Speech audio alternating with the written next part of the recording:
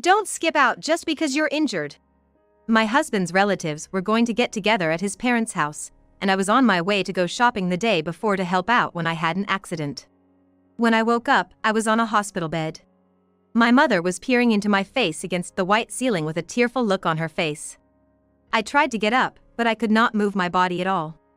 I was in terrible shape, with gauze and bandages all over my body. I had apparently slept for an entire day, and I had already had a day of relatives gathering. There were apparently a large number of incoming calls from my husband on my smartphone. I asked my mother to check the incoming call log and found that several answering machines had been left. However, their contents were not of my concern. Hey, where are you wandering around? Didn't I tell you we were having a family reunion? Get your ass over here! The yells echoed. He seemed quite angry that I wasn't there. A little while after I finished playing, I received another call from my husband. My mother answered. Hey, hello! You finally picked up. Where are you? My mother tells him I'm hurt, but he doesn't listen at all. She's hurt so bad I can't even touch my phone. That's why she can't go help you. She's on a ventilator. After hanging up the phone, my mother quietly and angrily left the hospital room and went somewhere. I am Jen, 30 years old. I live with my husband, Ken, who is 5 years older than me. We met when he worked for one of my business partners. I work for a relatively large company, and I was in charge of Ken in sales, which led to our frequent conversations whenever he came to the office. Jen, would you like to have dinner with me? Do you have a favorite food? There's a restaurant near here that I recommend. At first, I responded blandly and went through the motions. I wondered what it would be like to have such a relationship with an employee of a business partner. However, his enthusiasm overcame my patience, and it's about time you at least went out to dinner. My colleague had told me so, and I finally shook my head. And so he took me to a hideaway dining room. Since we both had work the next day, we both ordered soft drinks. Even without alcohol, however, the conversation with Ken was fast-paced. This is an artist I've been listening to a lot lately. I like this song too. On my days off, I spend most of my time at home reading books and watching movies. I understand, I am also an indoor person. By the way, my favorite movie is... We had so many interests in common that we talked without losing track of time. Until that day, he was just a business partner, nothing more, nothing less, but after that day, I had a completely different impression of him as a nice person to talk to. We went out for dinner several times after that. We had only been going out after work, but then he asked me, Jen, would you like to go see a movie with me sometime? And we decided to meet around noon on our day off. We were supposed to have lunch first, watch a movie, have tea, and break up that day, but when we left the cafe, Ken asked me if I wanted to go to the park. There he confessed his feelings for me. He was so enthusiastic in his approach to me that I had somehow fallen in love with him as well, and we ended up going out. After 2 years of dating, Ken proposed to me and we got married, and my family name was changed to Miyahara. My in-laws and my sister-in-law, Sarah, were very kind and immediately relieved my nervousness and anxiety. Sarah, in particular, has taken good care of me. Are you okay? If you need any help, just let me know. Every time we saw each other, she worried about me. I was sure she was a kind and caring person. I smiled at her and said, don't worry. Ken is kind too, and I am very happy every day, I told her. Then she had a complicated expression on her face, one of relief, but also one of confusion as her eyebrows lowered. The reason for this look would become clear a little later. We did not live together before we got married. We started living together after we were registered, and then Ken's behavior changed. He would say, hey, where's the food? Why isn't my shirt ironed? He began to show a kind of arrogant attitude toward his husband, saying things like, you make less money than me anyway, so you should take care of the housework for me. It's about Ken, how did he live when he lived alone? I had a chance to meet with Sarah alone, so I decided to ask her. If someone who knew nothing about it had asked her, she would have looked at me suspiciously and said, you were doing it yourself, weren't you? But it seemed that it had occurred to her. Even if she didn't say it out loud, the look on her face said, I knew it. In fact, Ken had a bit of a selfish disposition. Even when he was at home, he never helped out at all, saying, housework is for women. Even when he lived alone, he hired a housekeeper to do the housework. Sarah let out a big breath of exasperation. When we were dating, we only saw each other a few times a month, and we had never been to each other's homes before, so I had no idea. Here I finally understood why she worried about me so often. But I had a faint hope that he would surely change after the birth of our child. A little after we were married, I found out that I was pregnant. I rubbed her belly with new life and told her about it, and he was delighted. However, he never showed any sign of concern for me after that. He would tell me to do it without hesitation, even when I had to carry heavy things to clean up the mess. Eventually, morning sickness made me so nauseous that I could no longer move properly, so I had to quit my job. Then Ken started saying to me every day, "You don't even work during the day, and I'm the one who provides for you, so it's only natural that you do the housework, right?" He began to say, "You don't work during the day. I'm worried about my stomach when I'm cleaning the bathroom or doing housework that requires me to squat or stand, so I'd like you to take over." I asked him to do so, but he would not listen to me. The smell of food made me nauseous, and as the days when I could not cook increased, I asked her to buy some lunch and eat it, but she just kept yelling at me, "You want me to eat cold food?" He would yell at me and pull my arm to make me stand in the kitchen. "It's just for now. He will change when the baby is born." I believed that, and the day of the birth arrived. But he didn't change. He made me, who had just left the hospital, clean up the mess he made while he was in the hospital. I don't care if my son Alex cries and screams. He never had to hold him, change his diaper, or feed him milk. Whenever he cried at night, he always clicked his tongue before going to a different room. I was at my limit to do all the housework and childcare by myself, so I asked Sarah and my own mother for help. They both gladly accepted to help. My mother, of course, is used to it, as is Sarah, an older mother with children slightly older than I. Thanks to them, I, who was always sleep-deprived, was able to take naps and manage to get by. Ken's coming home time has been getting later and later since they started coming to help me.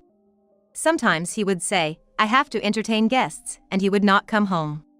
Sometimes he would come home late, but now it seems to be almost every day.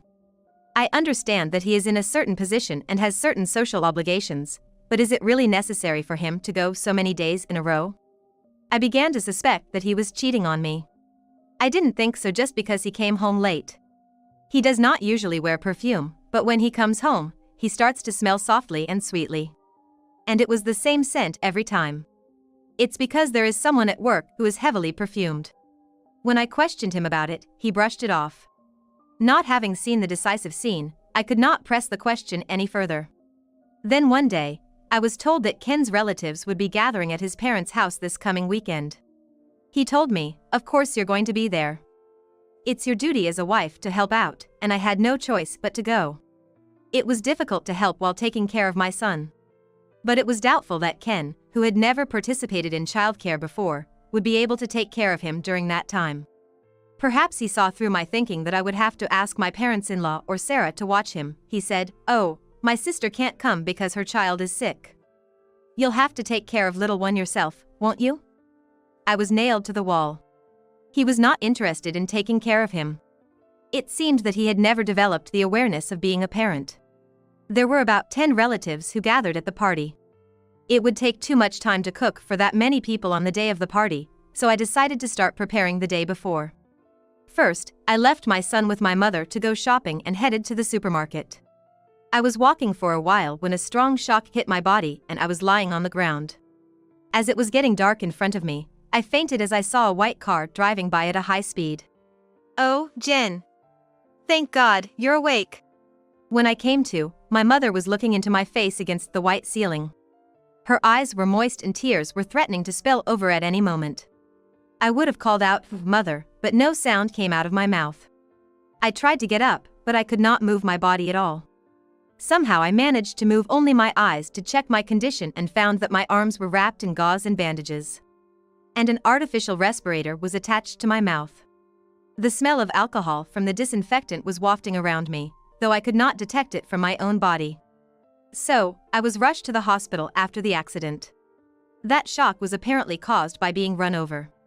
I was a little dazed from hitting my head on the ground, but I probably didn't lose my memory or anything. A doctor came to see me, probably called by my mother. "Jennifer, you've regained consciousness.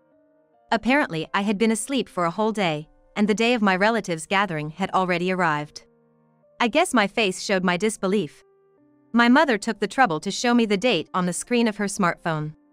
I've been getting calls from Ken on your cell phone since this morning. Maybe he's worried about you. Apparently, the smartphone was not broken and was functioning properly. Unable to move my own arm, I asked my mother to check the incoming call history. She seemed to have left some voicemails, so she played them back for me. Hey, where are you wandering around? Didn't I tell you we were having a family reunion? What are you doing? Hey, get your ass over here. The yells echoed through the room. He seemed quite upset that I was not there. Just as I was thinking that it was a good thing I was in a private room because I would have been disturbed if others were there, I received another incoming call. Of course, it was from Ken. My mother answered for me. Hey, hello. You finally picked up. Where are you? His voice was so loud that even I could hear him clearly, even though I was not on speaker. It's the hospital. She's hurt. Huh? Today is the day my relatives get together, right? Don't skip it just because you're injured. My mother and I sounded a little alike. So he must have misunderstood me and yelled at me without even knowing it was my mother. Hey, Jen. Are you listening to me? Come here quickly. Ken, I'm Becky. I'm Jen's mother. Oh, mother-in-law. Why are you? He starts to panic when she tells him her name. He was very outgoing toward my mother and had never shown his husbandly side at all until now. Is Jen around? Please take over. As I told you before, my daughter is injured. She is so badly injured that she can't even touch her cell phone. I can't help her because she's on a ventilator. The doctor explained that I was in a dangerous condition due to the trauma from the accident. All I could see now was my arm, but I was sure that the parts of my body hidden by my bedding and clothes were also badly injured. I also hit my head, so there is a bandage wrapped around it. I can't check my face without a mirror, but there is a tingling pain, so I am sure I am injured in several places. I'm hooked up to a ventilator and is unable to talk, let alone move. After the hospital called me, I thought I called you too. I wonder why you didn't pick up the whole time. No, I was at work. All night? You didn't even notice the call at all? You must have been working very hard. When she said this, Ken fell silent. I am sure he came home in the morning, as usual, and that's when he finally realized that no one was home. Enough! He hung up the phone with a mumble, as if something was wrong. My mother put the smartphone down on the bed table. Her hands seemed to be shaking. Her eyes, which had been wet with tears earlier, were thirsty and burning with cold anger. Doctor, how's my daughter? Yes, she is calm now. She said in the lowest tone I have ever heard in her voice, I'm going to go say something, and went out somewhere. From this point on, my mother told me the rest of the story. His relatives were enjoying themselves without me, bringing in food and having a good time. Then my mother showed up. It seems that my mother and mother-in-law had exchanged contact information, and she explained the situation to them and asked them to open the front door. Since no one but my mother-in-law knew anything about it, they gave her a look, "What are you doing here?" Those who had never heard of my mother in the first place looked at the people around them as if puzzled as to who this person was. My daughter Jen had an accident yesterday, and she finally woke up just now, she said in front of all the relatives, and they all looked at Ken at once. They questioned him as to why he was enjoying himself here when his own wife was in such a difficult situation. He had not expected my mother to show up, so he had his mouth opened. Of course, I had contacted Ken as of yesterday, but he didn't pick up the phone once. When I pressed the phone earlier, he said, I was at work. Were you really at work all night? You told me before that your work has been quiet lately. I thought your workload shouldn't be such that you have to work overtime until that late. A relative who is close to Ken's age voiced this. Ken glared at the relative. He must have been frustrated and impatient because he said, Why are you saying this now? Ken, where were you really yesterday? My mother did not ask. That's really true. In fact, for some time I had been asking my mother if Ken was having an affair. At first he seemed incredulous, partly because of his outward appearance. But when I told him that he was coming home late and that there were traces of a woman in his life, his expression became more and more grim. That's suspicious. If Ken really was having an affair, what would you do? Divorce or rebuild? I was hesitant to part with my son because he was still young, but then I thought back to what we had been doing. Ken has never done any housework or childcare. He acts as if he does not recognize his child, and I wonder if he cannot be called a father. If that is the case, maybe it is okay to leave him. I want to divorce Ken. I don't want to be treated as a housekeeper anymore. There's no point in being with someone who doesn't care about Alex, about our family. My mother nodded emphatically at my words. Thus, we began to gather evidence of the affair. It all came together, and after being convinced of the affair, my mother asked Ken where he had been. A picture of him with the woman with whom he was having an affair, taken by a detective. I also had correspondence with the woman in his email folder on his home computer. I knew that he had been sneaking around doing something, perhaps thinking that a message app on his cell phone would be more likely to be discovered. There were messages like, "Thanks again for meeting with me today." And "When can I see you next?" And "When can I see you next?" There were messages confirming plans, and passionate words like "I love you" or "I'm crazy about you." My mother would proudly show the printed copies of these messages in front of my relatives. He also revealed that he had been disrespecting me and treating me like a housekeeper until now. Now you can't get away with this, can you? Ken's face turned pale and his fists clenched tightly, and all the relatives hurled accusations at him. How stupid. How dare you to cheat? Shame on you. At these words, Ken shrank more and more. But looking down all the time did not stop him from hearing words that were bad for him. My mother is going to get even. I'm going to ask you to divorce my daughter. At these words, he looked up vigorously, as if he had been played. Wait a minute. I didn't want a divorce. It was just a whim. Besides, just because your mother-in-law wants you to get a divorce, it's not Jen's own will. He leaned forward as if he might grab her. A relative held his shoulder. What are you doing now? Don't be disgusting. Let go of me. I'm not satisfied unless I hear it from Jen herself. He cheated on her, forced her to take care of the housework, and deserved a divorce. My mother looked at Ken, who was out of control, coldly and put a piece of paper in front of him. It was a divorce papers with my signature on it. Yes, the man is right. Ken's behavior is terrible. I will never forgive you for hurting my precious daughter. At the look in her eyes, Ken froze. As you can see from the letter, it is Jen's own will that she wants to divorce you. She has been discussing it with me for a long time. Oh, no. While he was being restrained by relatives, my mother left the place. Then she returned to my hospital room. I looked at her anxiously, wondering what had happened, but she told me that everything was all right and told me what had happened. Later, the divorce was finalized. I didn't want to have anything to do with him anymore, and since I was too injured to move in the first place, I left it in the hands of my lawyer. I made sure to ask for child support, as well as alimony for the affair. And as it turned out during the investigation, the cheating partner was a person I knew named Emily. I would, of course, have the cheating partner, Emily, pay as well. Emily was a receptionist at a client company that Ken frequented. Incidentally, it was a different company from the one I worked for. While she was dealing with his visits to that company, she fell in love with him. The two exchanged contact information, developed a rapport through messages, and then secretly met outside the company. She thought that Ken's secrecy when they met was due to feelings of embarrassment or shyness. She did not know that he was married. One day, when Emily found out that Ken was married, she became angry and hateful toward me. As long as I am around, he cannot date openly. She cannot get married someday. Then let's erase it. She came up with such a horrible idea. She ambushed me in her car as I was coming out of the house, and when I think back about Emily, I feel angry and wonder why I had to go through this. Naturally, I am going to charge Emily plenty of alimony. Well, it doesn't stop there. I later heard that her anger did not stop with just hurling her anger at me. To my surprise, she stormed into Ken's company. She screamed his name and broke several pieces of equipment in her rampage. She was somehow subdued and taken away by the police officers who arrived at the scene as a result of the call. She would be severely punished, along with the fact that she had harmed me.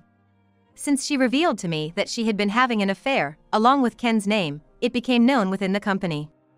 Furthermore, she was fired when it was discovered that she had made several false business trips in order to have an affair. Ken no longer had a place to rely on. His relatives had disowned him. Since that gathering, he has lost contact with the in-laws as well as his relatives. He is currently missing. Even after the divorce was finalized, my parents-in-law and Sarah came to visit me. They were very kind to me, so I am a little relieved that they have not severed relations with me. I am so sorry. We just raised him to be that way. I'm really sorry, too. If only I had been more careful. He was the one to blame, so please don't apologize. I shook my head slowly, still unable to speak, to tell them this. The guilt still lingers in them, and I may only be able to smile awkwardly, but I hope we will be able to see each other again, smiling sincerely. Sarah and I intend to continue interacting with each other as friends. After that, I recovered well and was able to leave the hospital. I returned home to live with my parents and Alex. I would like to continue to live with all of them, while enjoying the happiness of watching my favorite son grow up with my favorite family.